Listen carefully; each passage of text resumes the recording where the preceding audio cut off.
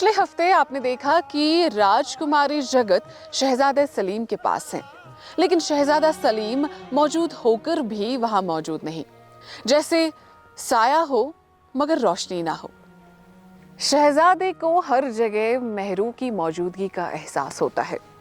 राजकुमारी जगत का हर सवाल शहजादा सलीम को लाजवाब कर देता है। रुखसती से पहले शहजादा ये हकीकत जरूर बयान करते हैं कि जगत उन्हें बहुत अजीज हैं, लेकिन उनकी लाख कोशिशों के बावजूद भी वो उनसे मोहब्बत नहीं कर सके। इस बात के लिए वो उनसे पूरी इखलासियत के साथ माफी भी मांगते हैं। उधर जिले सुबहानी राजा भगवान दास की सेहत से फिक्रमंद होकर अंदर से टूटे जा रहे होते हैं। उन्हें अपनी हुकूमत में जब भी किसी मशवरे का या मुश्किलों का एहसास होता था तो वो बेझिझक राजा भगवान दास से वो तमाम हालात और मुश्किलात बांट लेते थे। लेकिन अब जबकि उनकी सेहत ठीक नहीं तो वो बेहद गौर व फिक्र में डूबे रहते हैं।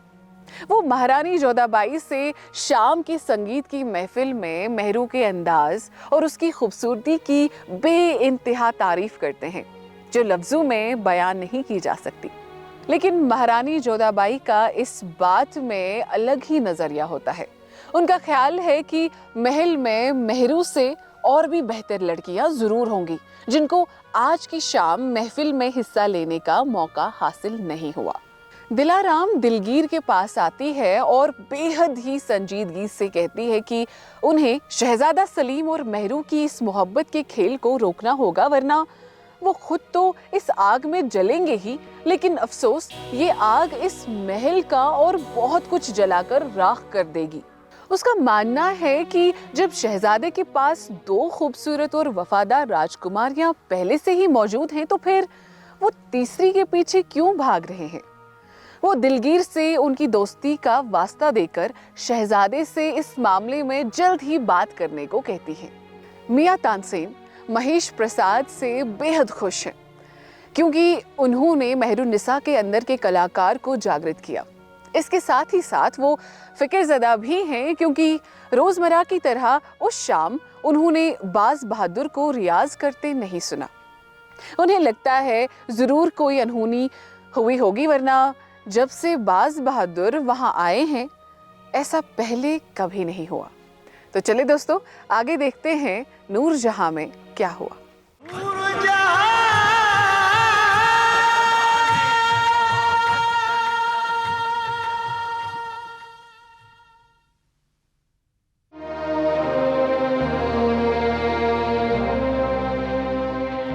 अपनी शागिर्द की कामयाबी की खुशी मनाई जा रही है गुरुजी।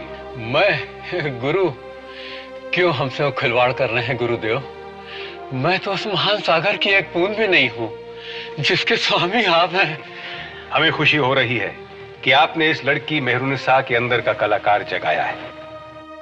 शहंशाह तारीफ कर रहे थे, इसलिए हमने सोचा कि हम खुद आकर आपको मुबारकबाद दें। मुझे अपने चरणों की धूल से मेरे मस्तक को आभूति करने दीजिए। ये सब आप ही का प्रताप है। आप खड़े क्यों हैं? थोड़ी देर मेरे पास भी बैठिए।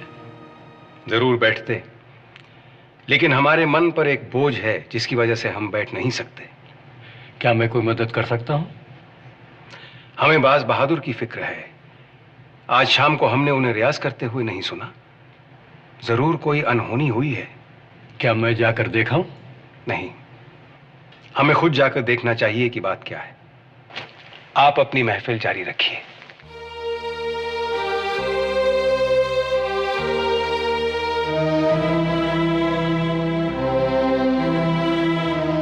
आदाब कबूल कीजिए सुल्तान आली। आइए मियां साहब। सुल्तान कहकर आप मुझे शर्मिंदा मत कीजिए। इस लफ्ज से मेरे घाव खुल जाते हैं। इस खिताब का हकदार मैं नहीं हूं। सुल्तान तो आप हैं और हमेशा रहेंगे। इस सरजमी का सिर्फ एक ही सुल्तान है और वह है आप, सल्तनते मौसीकी के शहंशाह। कहां का और कैसा शहंशाह? मैं तो बस मां सरस्वती का एक अदना पुजारी हूं। खैर ये बातें छोड़िए, ये बताइए आज आपने रियाज क्यों नहीं किया? आपकी आवाज न सुनकर हम बेचैन हो उठे और इसीलिए हम यहां आए हैं।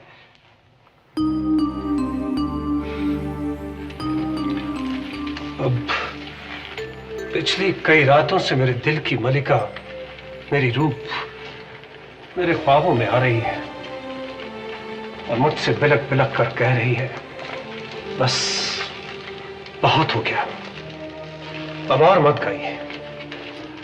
आपके नाले सुनकर मुझे तकलीफ होती है। अल्लाह, उसने तो अपनी जान ले ली, लेकिन मेरी मोहब्बत को महफूज रखा। काश कि मैं भी उसकी तरह अपनी जान निसार कर सकता, ताकि इस तरह मैं तिल तिल मरता तो नहीं। जिंदगी, मौत सब खुदा के हाथ में। हमें उसकी मर्जी के आगे सर झुकाना चाहिए। मैं तो रो रो कर अपनी तड़पती रूह को इस जिस्म से आजाद कर देना चाहता हूं मियां साहब। अपने आप को तकदीर के हवाले कर दीजिए सुल्तान। अपने गम को अपने संगीत में डुबो दीजिए। आपकी आवाज का जादू आपके गम का बोझ हल्का करेगा। गाइए सुल्तान, ताकि आपकी आत्मा को शांति मिले। गाइए।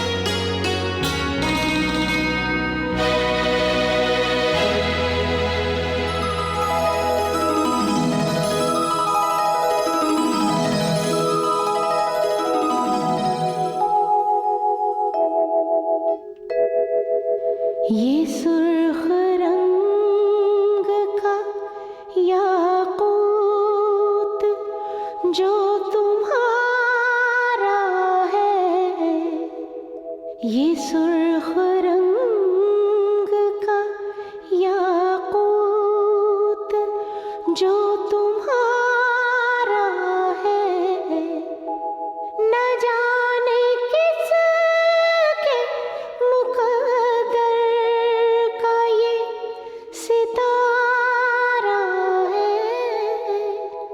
खता मुआफ इजाजत हो तो कहूँ इतना, खता मुआफ इजाजत हो तो कहूँ इतना, कि इस नगीने में ये खून दिल हमारा है,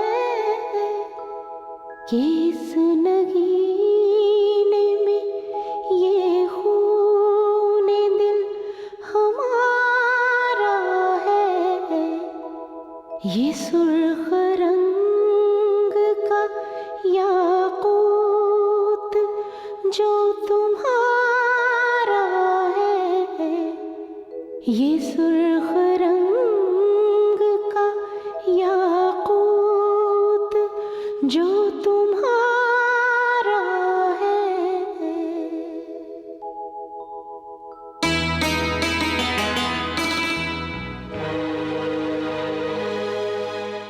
तुम सो क्यों नहीं जाती? नींद नहीं आ रही है। पता नहीं क्यों मेरी नींद भी हवा हो गई है। एक अनजाने डर ने दिल को दबोच लिया है। डर? किस बात का डर? क्या महफिल में मैंने ऐसी कोई नाज़िबा हरकत की जिससे अब्बा या मेरे भाइयों तक किसी किस्म की आंच पहुंचे? तुमसे कोई खता नहीं हुई। ये डर तो बस उनकी वजह से पनप रहा है। किसकी वजह से? बोलती क्यों नहीं? किसकी वजह से?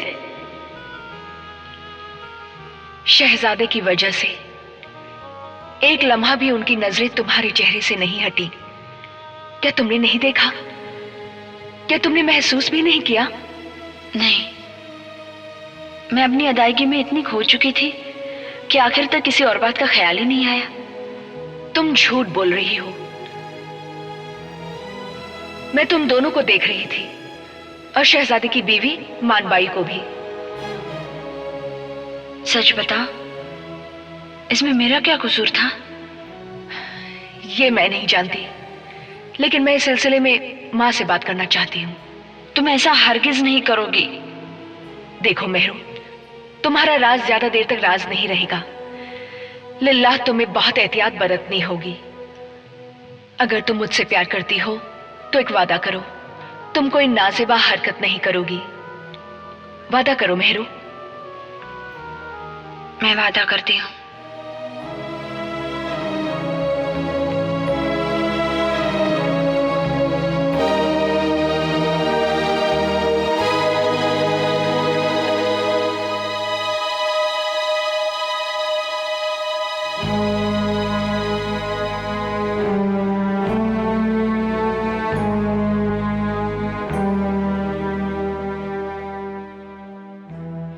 खुदावंदहा, जब से बाज बहादुर यहां रहने आए हैं, मेरे जख्मों से लहू टपकने लगा है। गम का साथी है गम, दुख की परछाई दुख। मुझे माफ कर दे मेरी तानी, मुझे माफ कर दे।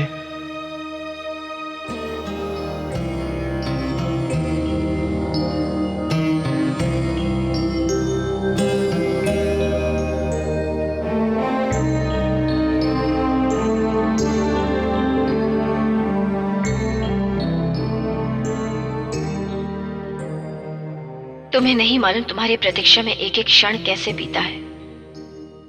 हम समझ सकते हैं मां। तुम्हारे पिताजी हर सांस के बाद तुम्हारे बारे में पूछते हैं। अब कैसे हैं वो? ठीक नहीं, बस भगवान का ही आसरा है। अब तुम आ गए हो, हमें आशा है कि सब ठीक हो जाएगा। चलो, वो तुम्हारी प्रतीक्षा कर रहे हैं। अरे कमबख्त, जाओ और जाकर देखो राजा मानसिंह कहां है।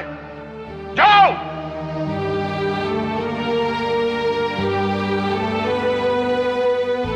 हम यही हैं पिताश्री, आपके चरणों में। नहीं पिताश्री, आप लेटे रहिए, उठने का कष्ट मत कीजिए। तुम्हें नहीं मालूम तुम्हारे आने की प्रतीक्षा में हमारा एक एक क्षण कैसे गुजरा।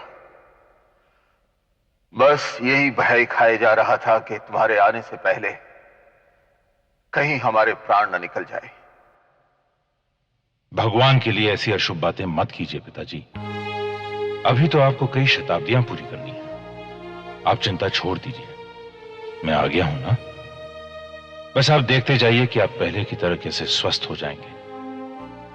व्यर्थ की कामना है बेटा, व्यर्थ की कामना।